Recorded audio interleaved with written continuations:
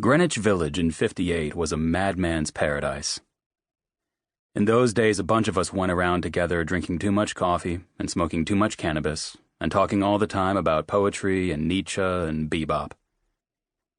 I had been running around with the same guys I knew from Columbia, give or take a colored jazz musician here or a Benny addict there, and together we would get good and stoned and ride the subway down to Washington Square.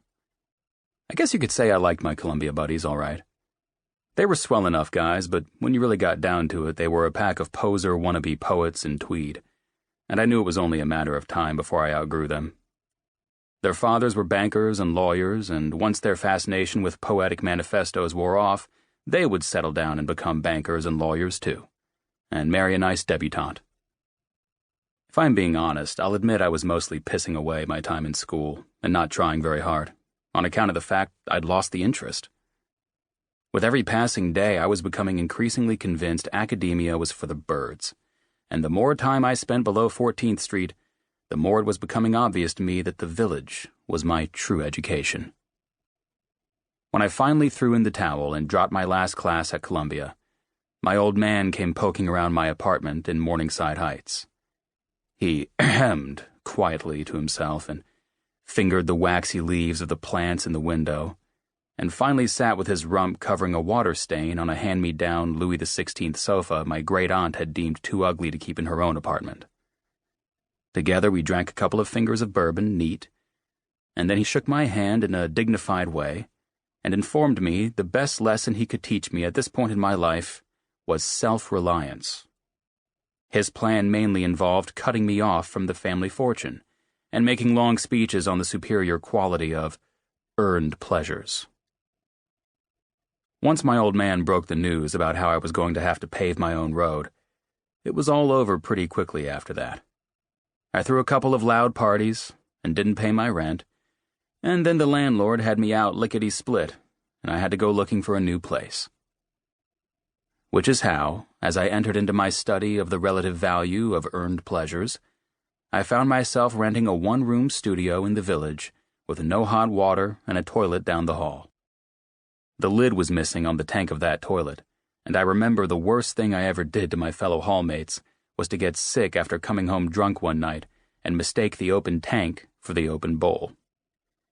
But even without my whiskey-induced embellishments, the building was a dump.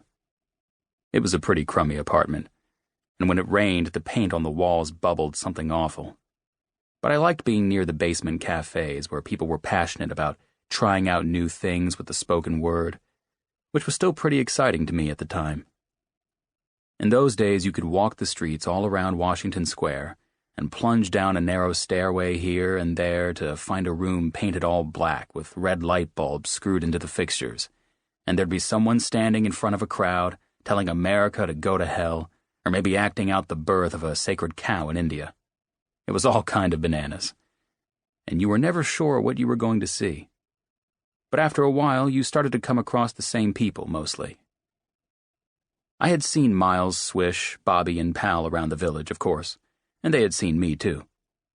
We were friendly enough with one another, all of us being arty types. I knew their faces, and I knew their names. But the night I really entered the picture, I was in such a sorry state it was a real act of mercy on their part. I was slated to read my poems for the first time ever at a place called the Sweet Spot. Earlier that afternoon, I had been looking over my pages when it suddenly struck me they were no good. The discovery had me seized up with fear until my whole body was paralyzed, and I sensed I was rank with the stench of my impending failure. The poems were bad, and that was the truth of it.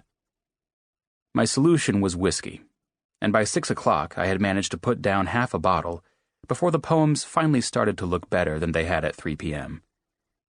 In my foolish state, I decided finishing the other half of the bottle would be the key to gaining at least a few more increments of poetic improvement. By the time I took the stage, I could barely hold myself upright. Somehow I managed to get off 2 poems, more or less, before I heard the wooden stool next to me clatter to the ground as it fell over, and I felt the cold, sticky, black-painted floor rise up like a swelling wave to my hip and shoulder, and seconds later, my face. When I came to, I was lying on a couch in Swish's apartment with the whole gang sitting around the kitchen table, talking in loud voices about Charlie Parker, while a seminal record of his spun on a turntable near my head. After a few minutes, Pal came over and handed me a cool washcloth for my bruised face. Then Bobby whistled and commented that I had some kind of madman style, in an admiring tone of voice that made me think perhaps the 2 poems I could remember getting off hadn't been so bad after all. And maybe it was even true that in getting wasted I had actually made the truest choice an artist could make, like Van Gogh and his absinthe. I could see they were all deciding whether I was a hack or a genius, and the fact that they might be open to the second possibility being true fortified me and filled me with a kind of dopey pride.